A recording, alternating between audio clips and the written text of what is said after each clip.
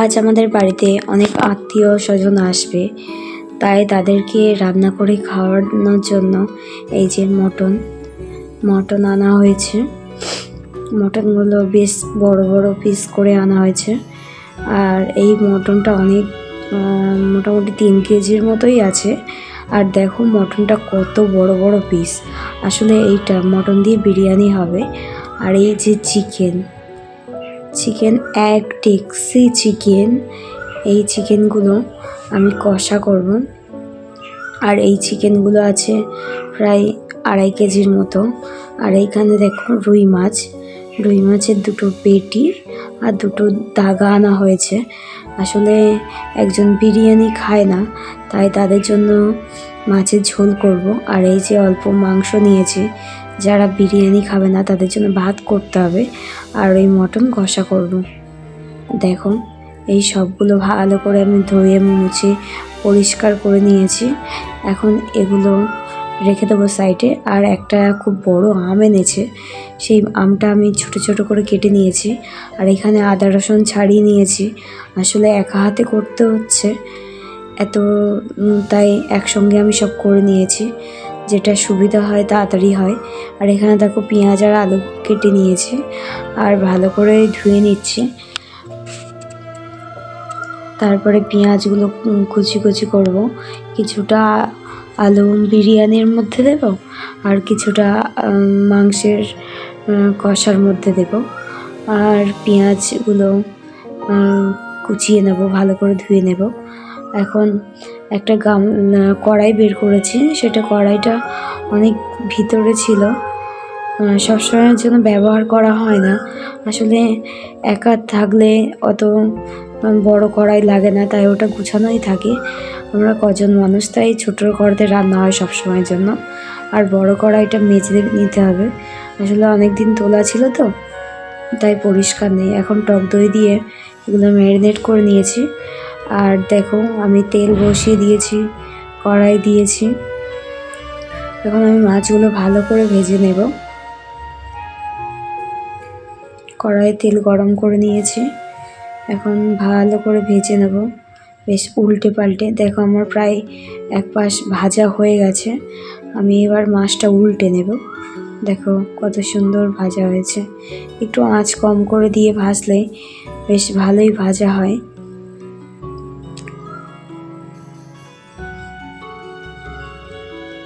এখন এক পাশ ভাজা হয়ে গেছে, আর এক পাশটা ভাজার জন্য রেখে দেব।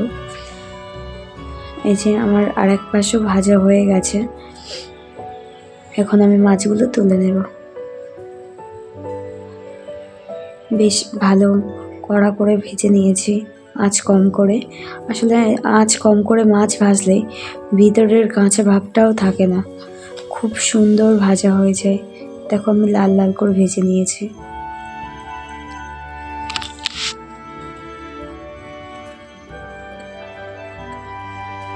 পেটিগুলো কত তেলে, মানে এত বড় মাছের পেটিতে তেল জমে গেছে, তাই ভাজার সময় খুবই ভালো লাগছিল।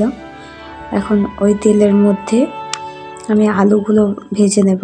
মাছের ঝোলের জন্য আলু দিয়েছি, তাই ভেজে নিয়েছি। একটু উল্টে পাল্টে নাড়াচাড়া করে ভালো করে ভেজে নিতে হবে। আর এই পাশে কড়াই গরম করতে বসিয়ে দিয়েছি। এর মধ্যে এখন সরিষার তেল দিয়ে দেব। আসলে আমার বোতলের মুখটা এত সরু, তেল খুব সরু সরু হয়ে পড়ে। দেখো আমি তেল নিয়ে নিয়েছি। আর এদিকে আমার আলুটা প্রায় ভাজা হয়ে গেছে। আর একটু রেখে দেবো, আর একটু লাল লাল করে ভাজবো।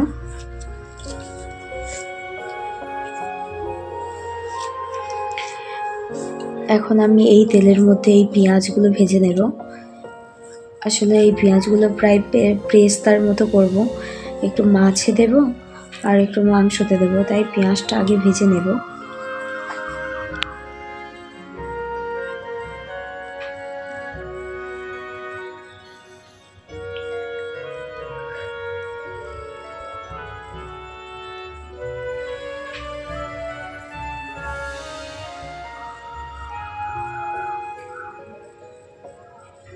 ভালো করে এগুলো খুলে না দিলে ভালো ভাজা হবে না, তাই খুন্তি দিয়ে ভালো করে ছাড়িয়ে দিলাম যাতে একটু লাল লাল করে ভাজা করতে পারি।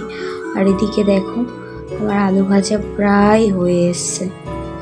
এখন আমি আলুগুলোও তুলে নেব।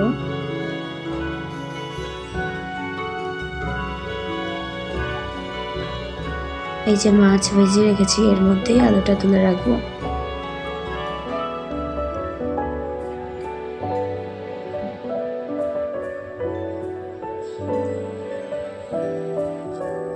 এখন এই তেলটা আছে ওর মধ্যে মশলাটা কষিয়ে নেব। আর এদিকে মাংসর আর মাছের জন্য পেঁয়াজ ভাজা হচ্ছে। এটা একটু ভালো করে ভাজতে হবে, লাল লাল করে।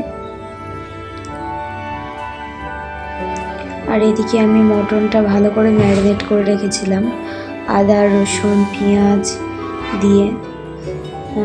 পেঁয়াজ আর টক দই দিয়েছিলাম আগে, আর নুন আর হলুদ দিয়েছিলাম। এখন আদা আর রসুন বাটা দিয়ে দেবো, দিয়ে এটা ভালো করে ম্যারিনেট করে রেখে দেবো। এই যে আমি আদা বেটে রেখেছি। আর এবার দেবো রসুন বাটা।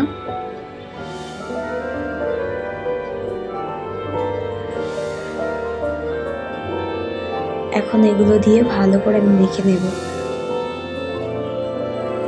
একটু ভালো করে মাখতে হবে, মাখলে খুব সুন্দর নরম হয়ে যাবে মাংসটা।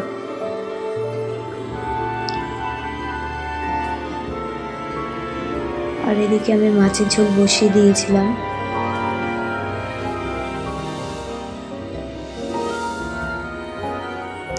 আর এদিকে আমার পেঁয়াজটা ভাজা হয়েই গেছে প্রায়, আর একটু ভাজতে হবে। দেখো পেঁয়াজটা অনেকটা চেঞ্জ হয়ে গেছে, আর একটু করতে হবে।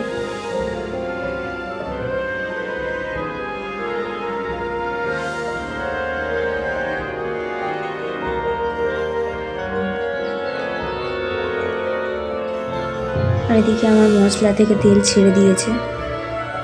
আর পেঁয়াজ ছিল, পেঁয়াজটা মাছের মধ্যে দিয়ে তারপরে কিছুটা পেঁয়াজ মাংসের মধ্যে দিয়ে এখন ভালো করে চিকেনটা কষিয়ে নেব। আর চিকেন থেকে প্রচুর জল উঠছে। আমার মাংসতে মনে হয় আর জলই দিতে হবে না, এত জল উঠছে।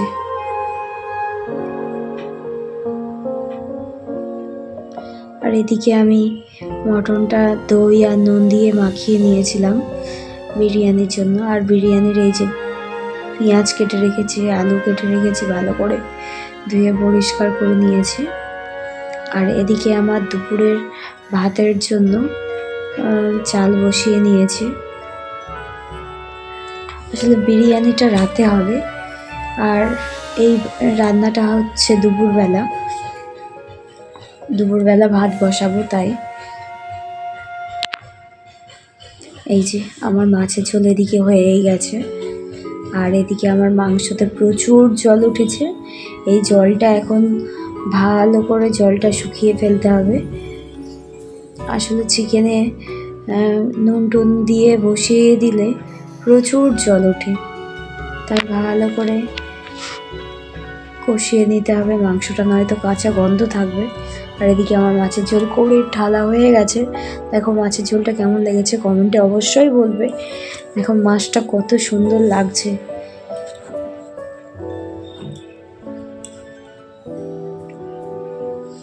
বেশি ঝোল করিনি, আসলে অনেক রকমের রান্না হচ্ছে তো তাই অল্প ঝোল করেছি। আর এই যে আমার চিকেন রান্নাটাও হয়ে গেছে। আর এদিকে আমি মটনটা বসিয়ে দিয়েছিলাম, সব একসঙ্গে মিশিয়ে নিয়েছিলাম।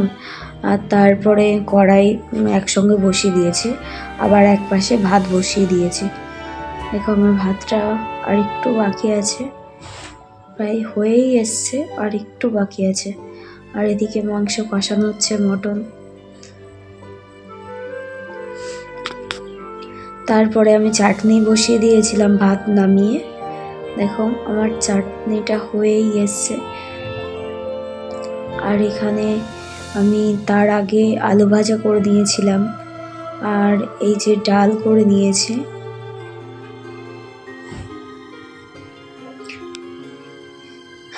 ডালটা কেমন হয়েছে অবশ্যই কমেন্টে জানাবেন। এটা আমার রসুন ডাল।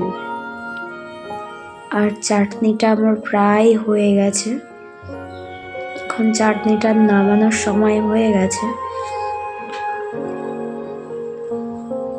আমের চাটনি। এই যে আমার রান্না বান্না কমপ্লিট। এখন আমার দেখাচ্ছে এই যে ভাত, আলু ভাজা, আর এই যে ডাল করেছিলাম, সব টেবিলের উপরে গুছিয়ে নিয়েছি। আর এই যে মটন কষা, একদম শুকনো শুকনো মটন।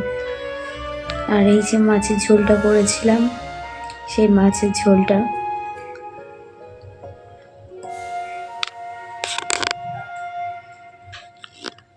আর এই যে আমার চাটনি আর মাংস।